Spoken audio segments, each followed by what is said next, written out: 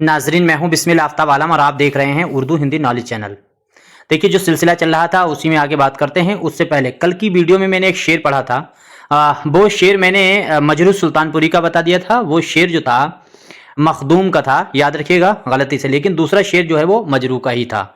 शेर मैंने पढ़ा था कि हयात लेके चलो, कायनात लेके चलो, चलो तो सारे ज़माने को साथ लेके चलो। ये शेर दरअसल मैंने मजरू का बताया था, ये गलत हो गया था। ये जो है वो मखदूम का है, याद यहाँ से रखना है। और जो दूसरा शेर में हम हैं मताए कुछ और बाजार की तरह, वो शेर जो है वो मजरू का ही है। इतनी बातें अब क्लियर हो गई होगी। देखिए, अगला सवाल हमारे सामने जो स्क्रीन पे दिख रहा है अब, वो सवाल ये है कि शुरुआत में किस शायर ने अपना तखल्लुस रमज़ी इस्तेमाल किया था। उम्मीद करता हूँ सभी का आंसर सही होना चाहिए और फटाफट जवाब देने की कोशिश कीजिए।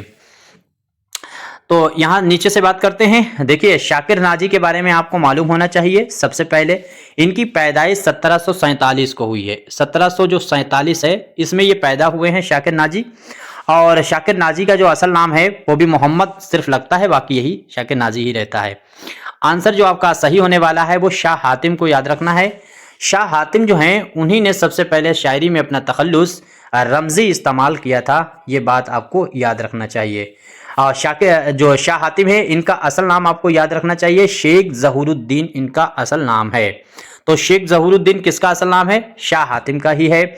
और इनकी पैदाइश जो है कहीं कहीं 1699 है और या फिर 1700 है। कुल मिलाकर के 1700 या 1699 इसके आसपास ही आपको याद रखना है। उम्मीद करता हूं सभी को याद रहेगा। और दीवाने ज़्यादा जो है वो तो इनके बारे में आपको मालूम ही है। इनका जो है वो दीवान था। लेकिन एक चीज़ें और भी इनके बारे में याद रखना चाहिए कि जो इन्होंने सबसे पहले जो दीवाने ज़्यादा लिखा था उसको जो है कदीम जो नाम था उसको मुस्तरद कर दिया था। बाद में इन्होंने जो उसी पुराना जो इनका दीवान था उसी का नाम दीवाने ज़्यादा रखा और 1755 के मतलब जो है 1755 में इसको लिखने का कंप्लीट करने का काम किया है। इनके बारे में याद रखिए। और दूसरी बात इनके बारे में जो है वो शाह हातिम जो है वो दिल्ली में पैदा हुए हैं। ये बात अगर याद रख सकते हो तो रख लेना चाहिए। अब एक नाम और दिख रहा है जो सामने है, ये बहुत इंपॉर्टेंट है। इनसे सवाल 101% आने वाला है। 100% नहीं, 101% सवाल आपसे पूछा जाएगा। ये 5-6 नाम है जो आपको रट लेना चाहिए, इनका असल नाम और इनका क्रम कौन किसके बाद में है। आबरू का आपको याद रखना चाहिए, आबरू के बारे में जान लीजिए। तो आबरू जो है इनका असल नाम आपको याद रखना है, वो नजमुद्दीन शाह मुबारक आबरू है। ये बात आपको बिल्कुल नहीं भूलनी है, नजमुद्दीन शाह मुबारक इनका आबरू का नाम है। और दूसरी बात आबरू के बारे में आपको याद रखना है, जो नजमुद्दीन है इनके नाम में वो जो है आबरू तो इनका नाम है, वो नजमुद्दीन तो इनका नाम है और उर्फियत जो इनकी है वो शाह मुबारक है। और तखल्लुस भी इन्होंने आबरू ही इस्तेमाल किया है। ये बात उम्मीद करता हूं सभी को याद रहेगी। और आबरू की पैदाइश जो है वो भी आपको मालूम होना चाहिए। जब इतनी बातें याद कर ली हैं तो ये भी 1733 में ये पैदा हुए। वो इसलिए मैं बता देता हूं ताकि आपको इनकी जो है पैदाइश के लिहाज से क्रम लगाने को आता है तो एकदम सही होना चाहिए। एक नाम और आपको दिख रहा है, मजहर जाने जाना का नाम दिख रहा है, अलग तरह का इनका नाम था। इनका लक़ब आपको याद रखना है, शमसुद्दीन हबीबुल्लाह नाम आपको याद रखना है। 2 फैक्ट याद रखिए यहाँ पर भी कि मजहर जाने जाना और जो है हातिम, दोनों ने इहाम गोई के खिलाफ आवाज़ उठाई और दोनों एक ही सन में पैदा हुए हैं। दोनों 1699 या फिर 1700 में पैदा हुए हैं। उम्मीद करता हूं अब आपको याद रहेगा। तो शाह हातिम भी वही आपको सन याद रखना है और मजहर जाने जाना का भी याद रखना है। मजहर जाने जाना का जो है शमसुद्दीन हबीबुल्लाह आपको नाम याद रखना है। और हबीबुल्लाह के नाम से सोहेल अजीमाबादी हैं, उनके वालिद का भी नाम है। आई थिंक इतनी चीज़ें तो क्लियर हो गई होंगी। अगला सवाल देखिए।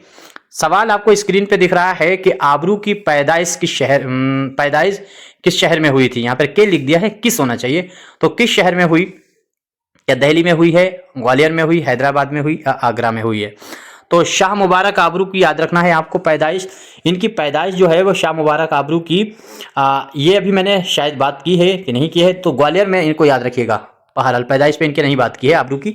इनकी पैदाइश जो है वो ग्वालियर में हुई है, आपको हर हाल में याद रखने की बात है।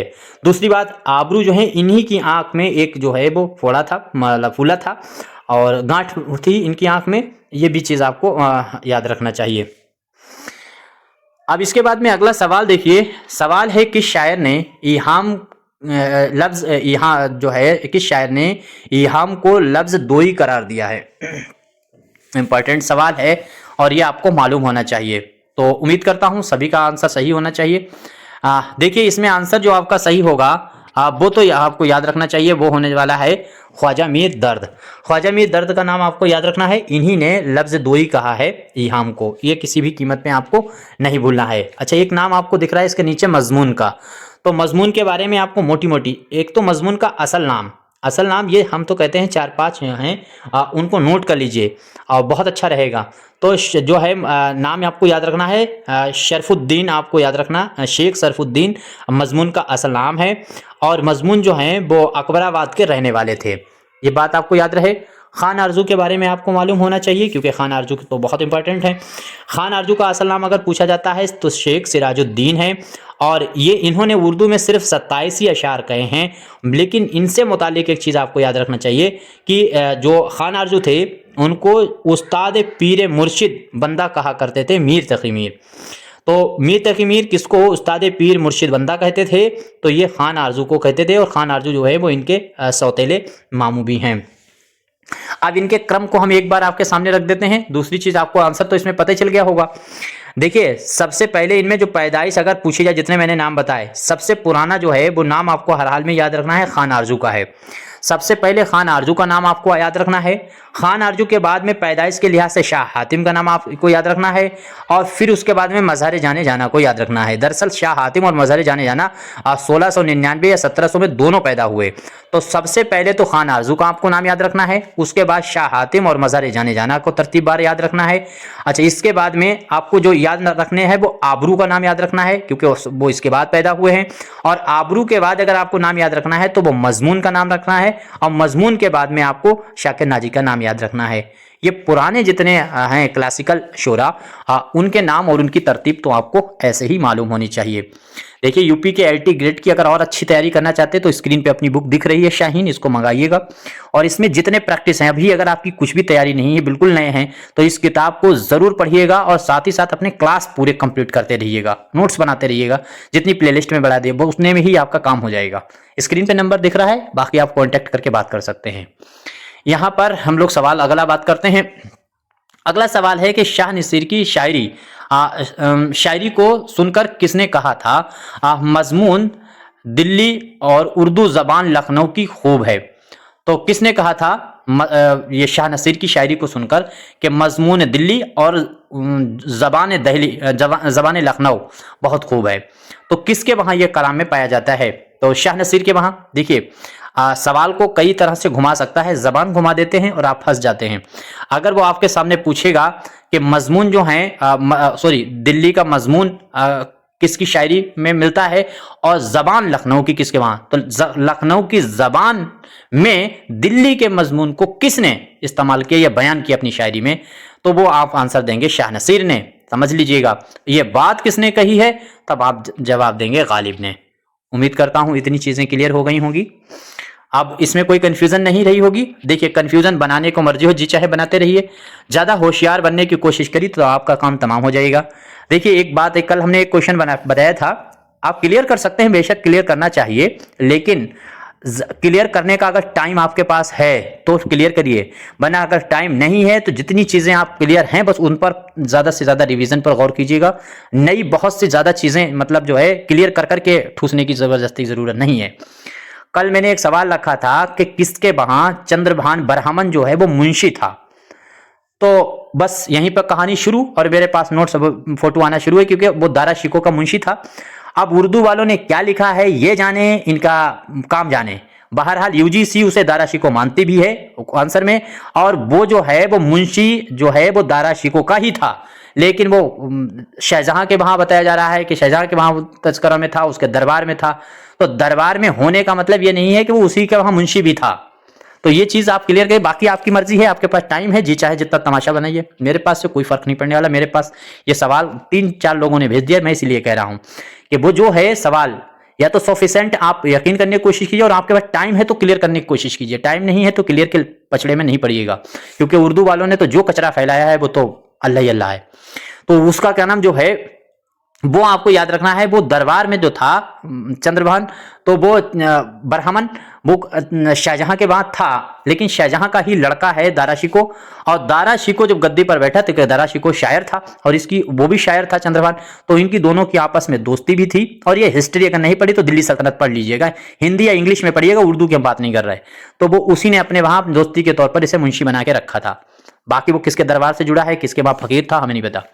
यहाँ सवाल देखिए, डॉक्टर जो है डॉक्टर मोहिनुद्दीन कादरी जोर के मुताबिक किस दक्कन शायर की गजलें दिल्ली में उर्दू शायरी का चस्का पैदा करने के बाइस बनी हैं।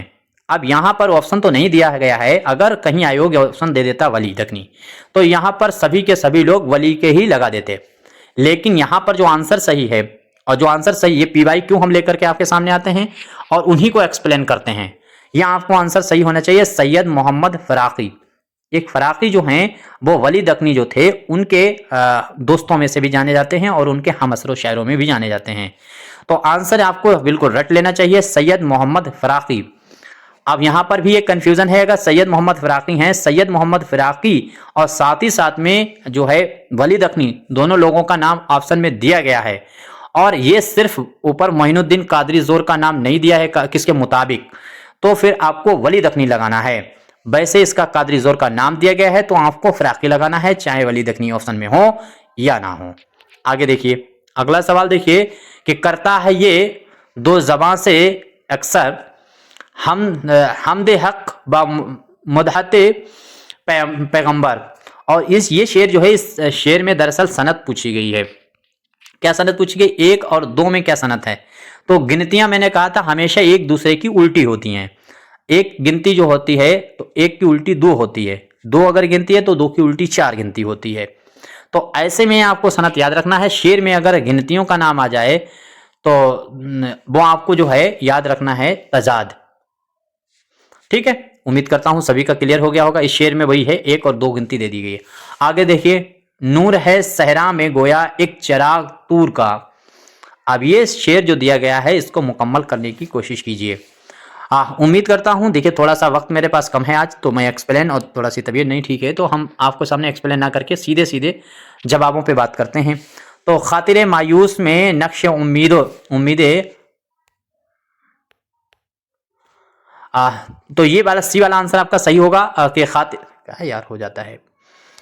हाँ, ये देखिए, खातिर मायूस में नक्श उम्मीद वस्ल यार, ये याद रखना है। ये शेर का मुकम्मल शेर इसी से होगा, ये मिसरा मिला लीजिएगा।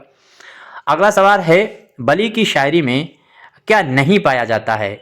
ऐसे तरीके से सवाल को 2 तरह से याद रखिए। अब यहाँ पर 2 चीज़ें आपको मालूम होंगी। क्या नहीं पाया जाता है, तो आप हमेशा पेपर के अंदर आप जीनियस बनने की कोशिश ना करें, आप सिर्फ अपना काम चलाएं। एग्जाम कैसे क्रैक होना, बस इस पर गौर करें। तो हमेशा उल्टा सोचने लगे। जैसे ही ये कहें, जल्दी सवाल जब बनता है, जैसे ही इन्होंने कहा कि नहीं है, तो बस ये दिमाग चलना चाहिए फिर क्या क्या है। इस तरह से आपकी तैयारी भी अच्छी होगी। देखिए, तख्लीकात जो है वो इनके वहां पाया जाता है, रजायत जो है वो भी इनके सामने पाई जाती है, तसव्वुफ तो पाया ही जाता है वली के वहां।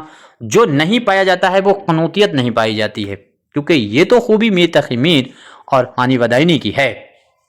ऐसा नहीं है कि वली के खूबियों में नहीं शामिल हो सकती थी, लेकिन वली के वहाँ ये चीज़ बहुत ना के बराबर पाई जाती है, क्योंकि ऐशो इशरत का शायर है। तो इस तरह से ये आंसर आपका सही होगा। अब ये स्क्रीन पर आपको फिर एक नया सवाल है और सही ज़ुमरे की निशानदेही आपको करना है। हम रिश्ता ज़बान के जो है ग्रोह, हम रिश्ता ज़बान जो है उनके गिरोहों को लिसानी ख़ानदान कहते हैं। क्या ये आंसर, ये सही होगा जुमरा। या संस्कृत और फारसी में कोई लिसानी मुमासिलत नहीं है, ये सही होगा। या फिर महमूद शिरानी ने दहली और गर्द नवाह उर्दू का मौलिद मस्कन बताया है, यानी उर्दू दिल्ली से पैदा हुई ये नज़रिया बताया है। या फिर उर्दू पंजाब से पैदा हुई ये नज़रिया नसीरुद्दीन हाशमी का है। समझ लीजिए, यहाँ से आपको सवाल, पहले आंसर तो यही देख लीजिएगा कि जो हम रिश्ता ज़बानें होती हैं एक दूसरे, जैसे उर्दू है, फारसी है, अरबी है, ये जो ज़बानें हैं, ये हम रिश्ता जो ज़बानें होती हैं इनका जो ग्रो होता है उसको ही लिसानी ख़ानदान कहते हैं। अब ज़रूरी नहीं जो पढ़ी पढ़ाई चीज़ें आप पढ़ते जा रहे हैं उन्हीं को मानते रहें। ग्रो वो हो सकता है जो एक ही चीज़ों से ज़बान से मतलब ग्रोह का मतलब एक ही विचारधारा को सामने रखने वाला। ग्रोह तो वही होता है, जैसे पार्टियां होती हैं, कोई फलानी पार्टी ढमकानी पार्टी सियासत की, तो वो एक ही पार्टी, वो पार्टी क्या है, उनकी अपनी अपनी विचारधारा होती है। ऐसे जबान है, तो जबान जो एक ही विचारधारा से मुतालिक होती हैं, तो उनके जो लिसानी, उनको लिसानी खानदान कहते हैं। एक चीज क्लियर हो गई। संस्कृत वाले देख लीजिए ये भी, तो संस्कृत से उर्दू फारसी में कोई लिसानी मुमासिलत नहीं है, ये गलत बात है, क्योंकि इसमें मुमासिलत है, संस्कृत से फारसी की मुमासिलत है। और दूसरी बात याद रखना, संस्कृत की अरबी से भी जो है मुमासिलत है, और संस्कृत अरबी की अरबी से भी संस्कृत की मुमासिलत है, फारसी से भी संस्कृत की मुमासिलत है। और इसी सवाल को अगर घुमा करके पूछा जाए तो संस्कृत की जो मुमासिलत अगर माना जाए तो जो बौद्ध मत है या जैन मत है उससे मुमासिलत नहीं है, क्योंकि वो नास्तिक हैं दोनों, और जो संस्कृत है वो आस्तिक विचारधारा को मॉडिफाई करती है। तो नहीं वाला यहां पर लफ्ज हटा देना चाहिए। अब एक चीज और कि अब इनकी मुमासिलत भी हम आपको बताए देते हैं जब इतनी बातें आई। देखिए, संस्कृत हिंदुस्तान में सबसे पहले बोली जाती थी, और हिंदुस्तान में जब आप मुस्लिम जो इस्लाम मजहब है उससे पहले भी हिंदुस्तान में जो व्यापार होता था वो हमेशा जो है वो अरबियों से होता था। जी के जीएस में भी याद रखिएगा कि 1 से लेकर 9 तक गिनती, 1 2 3 4 5 6 7 8 9, ये 9 तक गिनती का ईजाद दुनिया के अंदर अरबियों ने किया है, और जीरो का आविष्कार भारत ने किया है। इसीलिए जीरो को मिलाकर 9 तक गिनतियों को मिलाकर के कुल मिलाकर 10 की गिनती हुई, और इसी वजह से बाकी सारी गिनतियां होती चली गई। ये आपको याद रखना, आर्यभट्ट ने जीरो का आविष्कार किया था ये 385 ईसा पूर्व के आसपास में, वो हिस्ट्री जब पढ़ाएंगे तब बात करेंगे।